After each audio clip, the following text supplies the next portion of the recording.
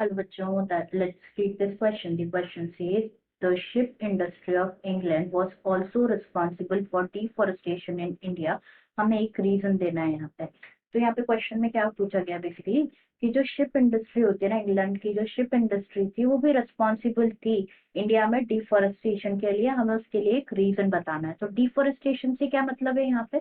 Deforestation मतलब basically क्या होता है? ये removal of trees, removal of trees from the forest, from the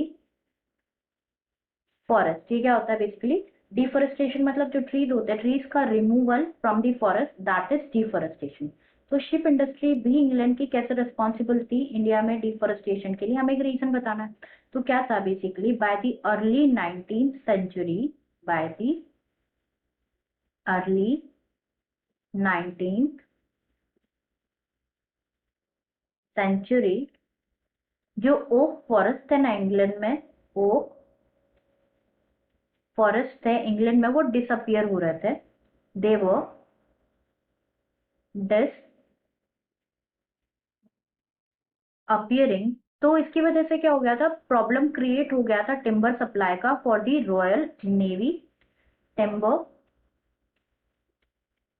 supply के लिए जो है प्रॉब्लम क्रिएट हो गया था फॉर द रॉयल नेवी।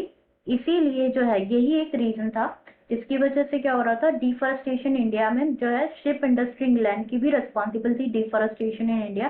तो वो लोग क्या करते थे कि जो टिम्बर सप्लाई है, टिम्बर सप्लाई के लिए वो लोग डिपेंडेंट थे किस पे? बाय बाय द 1820s जो सर्च पार्टीज थी वो एक्सप्लोर करने आए फॉरेस्ट रिसोर्सेज इंडिया के। तो विद इन अ डिकेड जो ट्रीज थे वो मैसिव स्केल पे गिरने लगे, वास्ट क्वांटिटीज में जो है गिरने लगे। क्यों? क्योंकि जो टिम्बर है ना उसको एक्सपोर्ट किया जाता था फ्रॉम इंडिया। टिम्बर को, because of timber were being exported from India, from India.